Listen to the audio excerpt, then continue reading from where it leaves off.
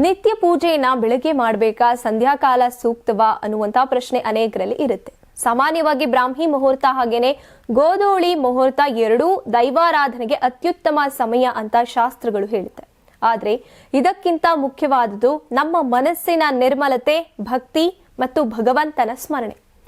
ಆಧ್ಯಾತ್ಮದ ದೃಷ್ಟಿಯಿಂದ ಜೀವನದಲ್ಲಿ ಸಂಭವಿಸುವಂತ ಪ್ರತಿಯೊಂದು ಸಂಗತಿಯೂ ಕೂಡ ದೈವ ಅನುಗ್ರಹ ಇಲ್ಲದೆ ಸಾಧ್ಯ ಇಲ್ಲ ಅನ್ನೋದು ನಂಬಿಕೆ.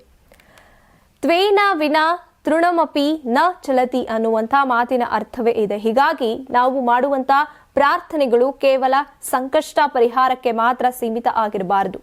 ಸದ್ಗುಣಗಳನ್ನ ಕಾಪಾಡಿಕೊಳ್ಳೋದಕ್ಕೆ, ಮನಸ್ಸು ಶಾಂತವಾಗಲು ಹಾಗೇನೆ ಅಹಂಕಾರವನ್ನ ತಗ್ಗಿಸಿಕೊಳ್ಳೋದಕ್ಕೆ ಪ್ರಾರ್ಥನೆ ಸಹಕಾರಿ.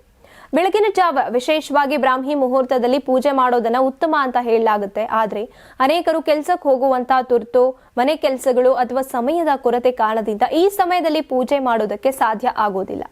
ಇಂಥವರಿಗೆ ಸಂಧ್ಯಾಕಾಲ ಕೂಡ ಪೂಜೆಗೆ ಸಮರ್ಪಕ ಸಮಯ ಆಗುತ್ತೆ. ಸೂರ್ಯೋದಯ ಮತ್ತು ಸೂರ್ಯಾಸ್ತ ಇವೆರಡೂ ಕೂಡ ಪ್ರಕೃತಿಯ ಅತ್ಯಂತ ಸದ್ಗುಣಿ ಕ್ಷಣಗಳು ಅಂತ ಪರಿಗಣಿಸಲಾಗಿದೆ.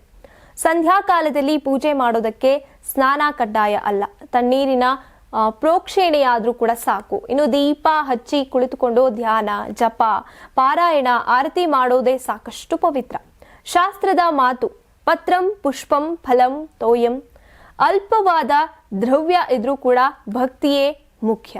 ಭಗವಂತನಿಗೆ ರೂಪ, ಹೂವು, ನೈವೇದ್ಯ ಆಲ್ ಸೆಕೆಂಡರಿ. ಶುದ್ಧ ಮನಸ್ಸಿನ ಭಾವನೆಯೇ ಮಹತ್ವದ್ದು.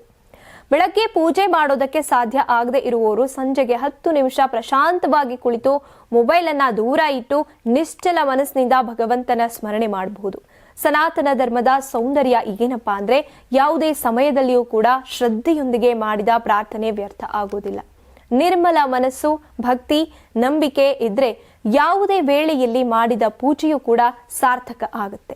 ನಿಮಗೆ ಮಾಧ್ಯಮದಲ್ಲಿ ಕೆಲಸ ಮಾಡುವ ಆಸಕ್ತಿ ಇದೆಯಾ? ಹಾಗಾದ್ರೆ ಕರ್ನಾಟಕ ಟಿವಿ ಡಿಜಿಟಲ್ ಮೀಡಿಯಾದಲ್ಲಿದೆ ನಿಮಗೆ ಒಳ್ಳೆಯ ಅವಕಾಶ.